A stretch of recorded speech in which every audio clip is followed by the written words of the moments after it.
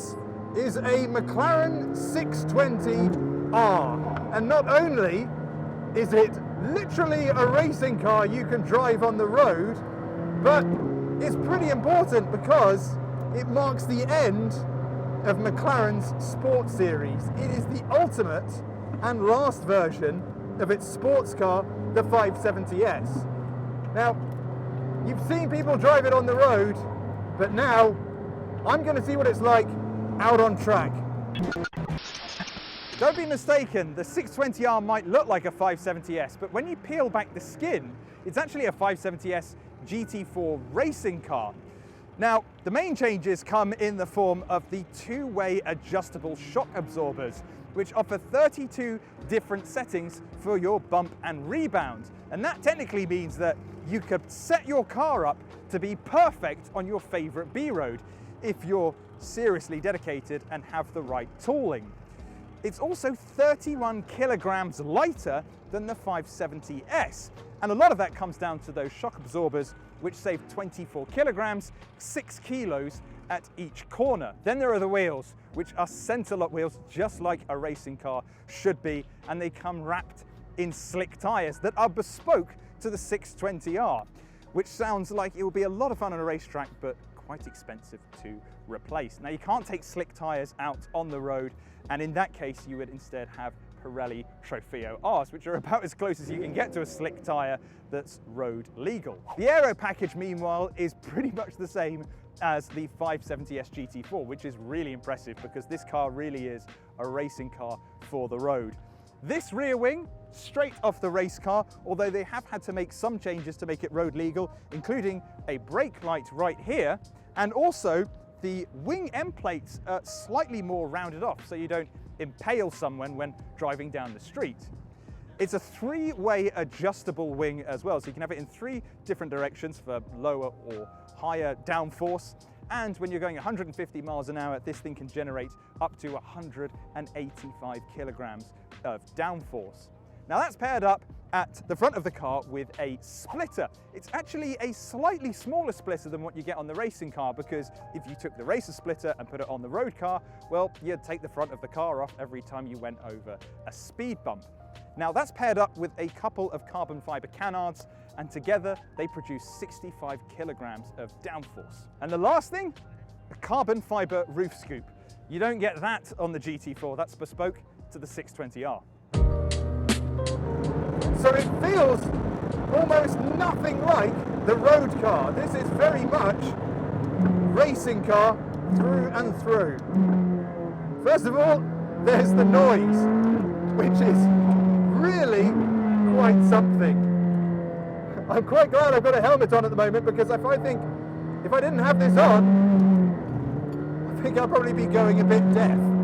Now, the 570S was never the best sounding car in McLaren's range, and that's really the case on this near racing version of the 620R, but so you've got quite a boomy exhaust note, but it really does make you feel like you're driving a proper thoroughbred racing car that you could also keep at home in your garage. And then there's the steering. This is something I go on about all the time when I review cars, because it's almost your first point of contact with the road. It's so communicative, and yet it's something that car makers get so wrong. And that's because a lot of them have moved over to electric steering racks, which are more efficient and technically a little safer, but they're nowhere near as communicative as something like an older hydraulic rack, which is what you get in most McLarens and what we have here in the 620R.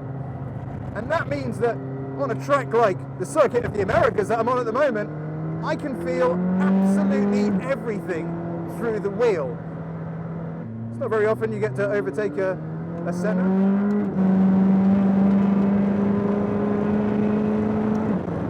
So I'm going down the straight at the moment, and I can feel the wheel gripping onto every little nook and cranny in the road surface.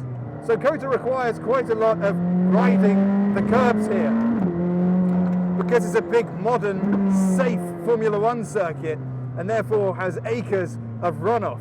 You can really clip and hang on to the curbs around here, and you can feel that coming through the steering rack. And we should really talk about the performance. So the 620R, as the name suggests, has more power than the 570S. You still have the same 3.8 litre twin turbocharged V8 engine that you get in the 570S, only power has been increased, as you can tell, to 620 horsepower. Now I thought that was going to turn this 620R into an absolute animal, but really it feels very manageable for a number of reasons. One, I'm on a very wide and very fast Grand Prix circuit, and so your sensation of speed is muddied somewhat. Also, there is a lot of downforce on this car. As I mentioned earlier, we've got 185 kilograms at 150 miles an hour. And that's not great if you're wanting to go fast in a straight line, but it does make the car very, very grippy in the corners.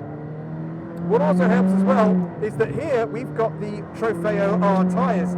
These are the road tyres, not the purpose-built slicks that you can get if you want to take this thing out on a track day.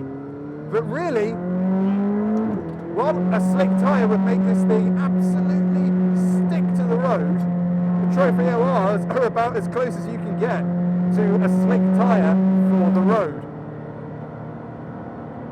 So personally, if you're in the market for a 620R, probably wouldn't bother with the slicks, and I would just stick with the Trofeos. Another thing that stands out to me is the gear shift. This isn't a smooth shift that you would get on a 570. It feels much more like a racing car. It's quite violent, but it all adds to that sense of you being in a race car. And that's what's fascinating about the 620R, is it feels completely at home out here on COTA, but on a road, could you imagine taking this thing to Tesco to go and get a pint of milk? It would be brutal. But I guess that's the way that the world is going at the moment. Track cars keep getting more and more extreme, and with the 911 GT3 being the benchmark, well, the 620R might just be the ultimate track car that you can drive on the road. That also means it's extremely expensive at about £250,000. And because McLaren has only made, I don't know, about 200 or so, they've actually all sold out. And while values of McLaren seem to go down, I think something like a 620R in ultra limited numbers is going to be one you're going to need to save up for. Now, racing-inspired road cars are nothing new. In fact, I drove the new Porsche 911 GT3 days before, and you can watch my review of that by clicking the link in the top right-hand corner, which is about as close as you can get to a cup car with number plates. And yet, it's still not quite as brutal as the McLaren. The 620R then really is for those not only wanting arguably one of the most hardcore track cars shy of the Senna, but also a slice of McLaren history to mark the end of the line of the brilliant 570S.